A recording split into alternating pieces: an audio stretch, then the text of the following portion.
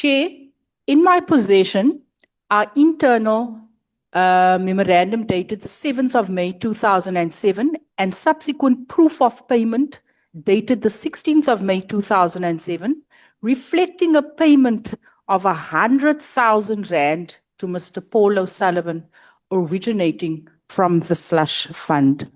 Mr. O'Sullivan, request for an advance from the DSO confidential funds, right, for work pertaining to the Kretschner case that you mentioned. Wag nou eers, Mr. O'Sullivan.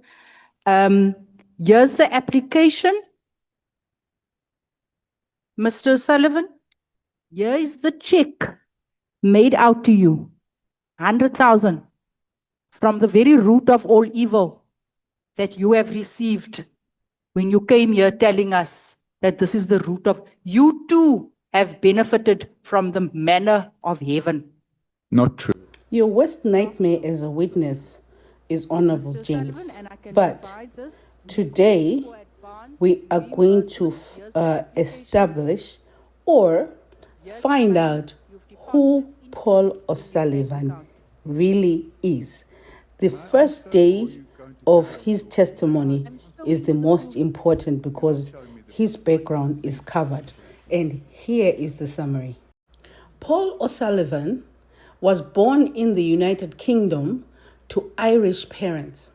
He holds an Irish citizenship, a British citizenship, and a South African citizenship. So essentially, he has 3 passports. But he says he's got 2 South African passports. But anyway, we'll leave that there. In his book, he says he's been to Zimbabwe, Cyprus, and Kenya.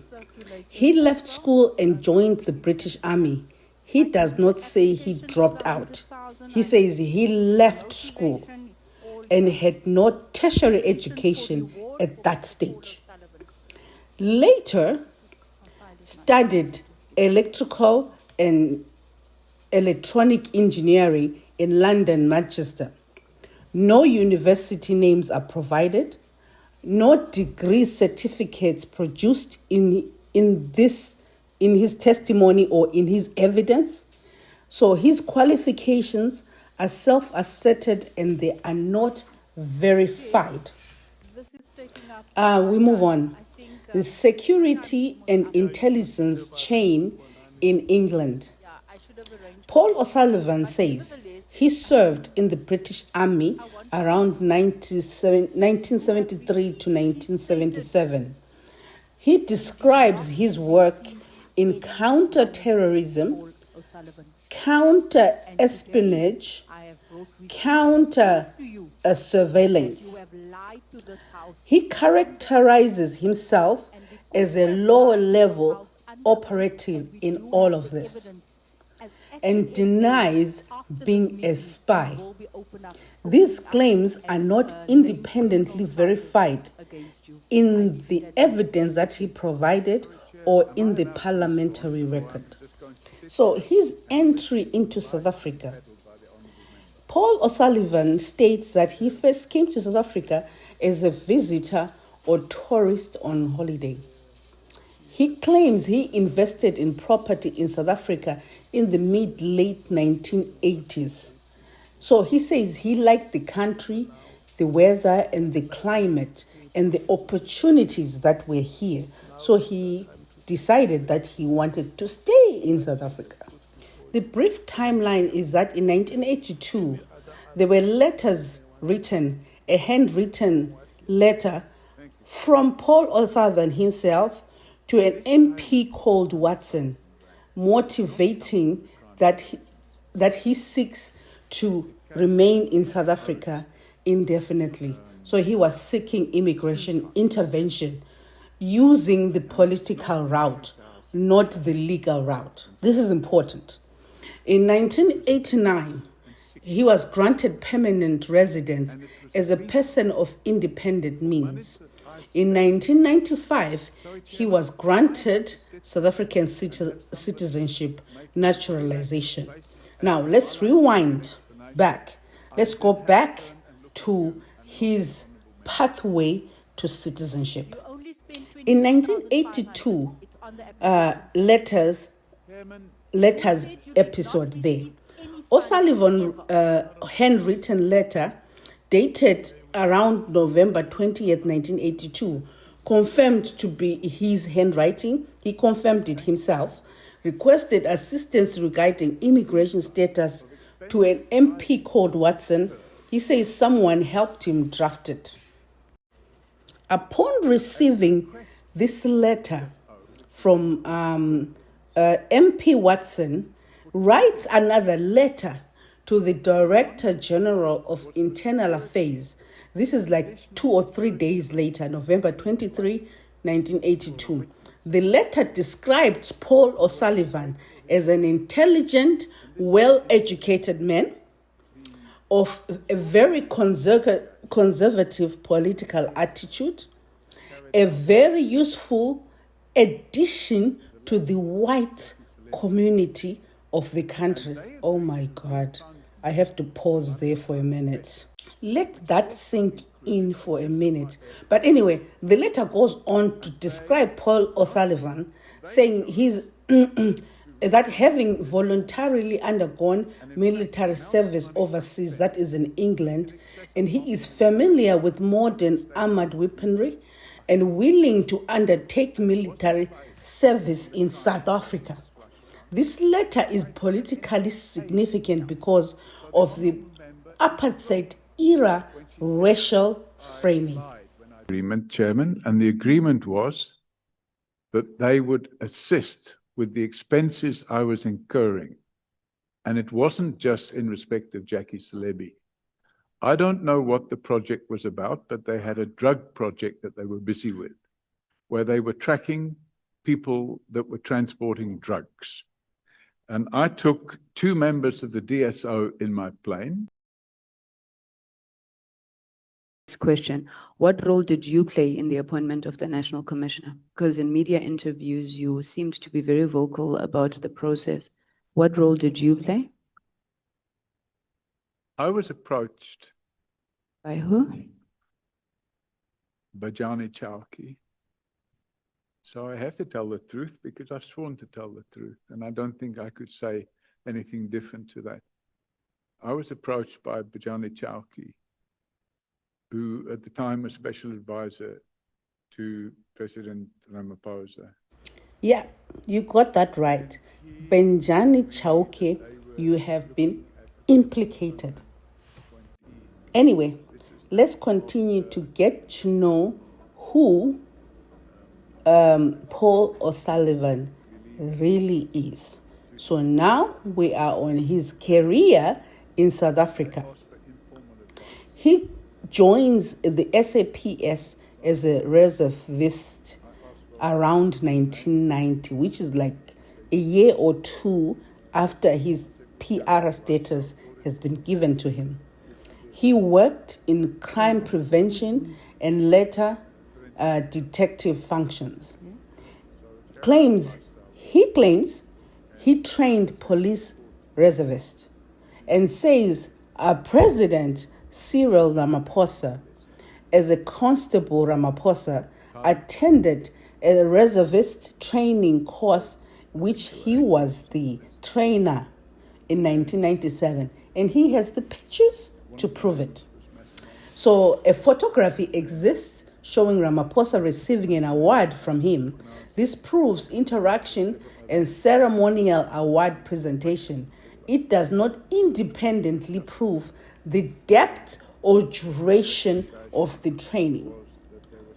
So, Paul O'Sullivan says he is a fraud. No, let me do this again. He says he's a certified fraud examiner. Paul Sullivan became a certified fraud examiner. He says he went to Austin, Texas, approximately 21 years ago, placing him around 2004, 2005. He describes the training done partly in the SA, in South Africa, and partly in the United States. So no precise certification date given in his testimony.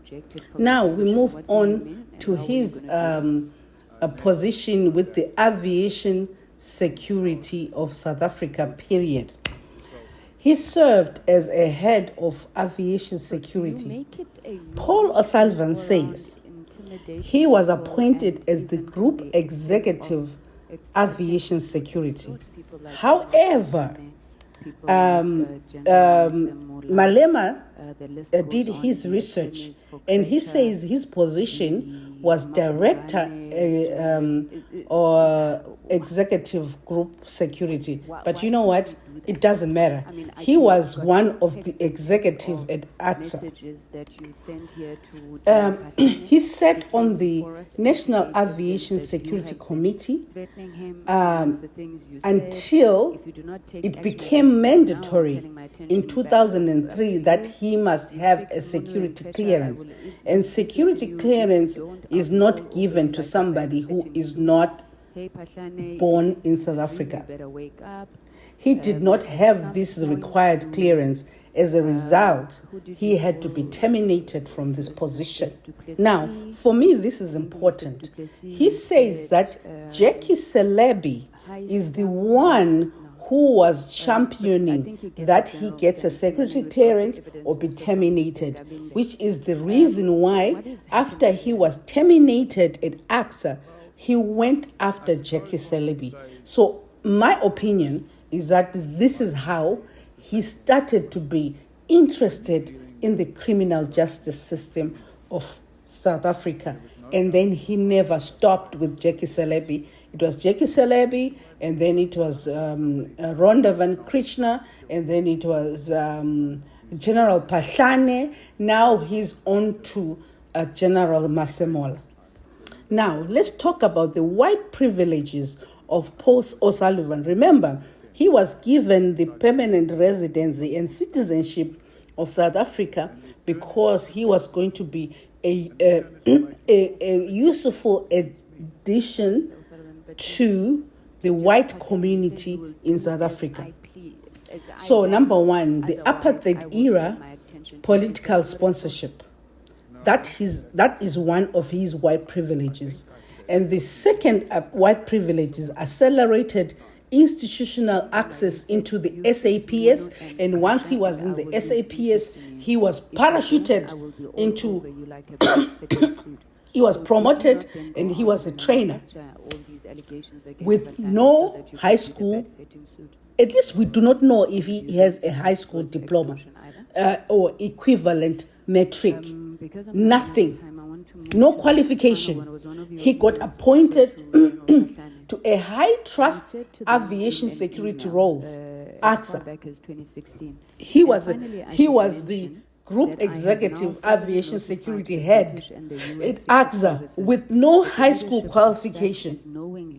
That is Paul O'Sullivan's white privileges.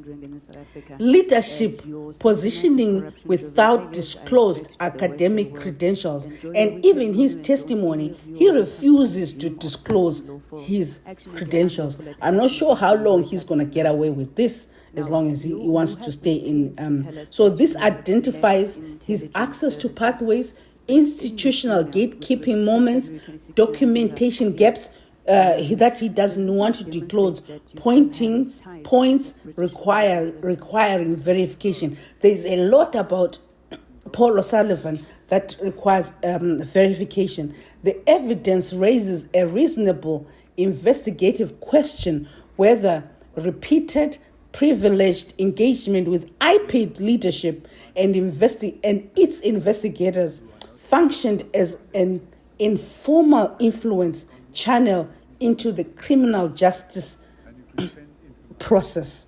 So this is the story of Paul O'Sullivan. It's an online portal. Okay. So what then did you expect these foreign intelligence services to do with that information once you'd filed it online?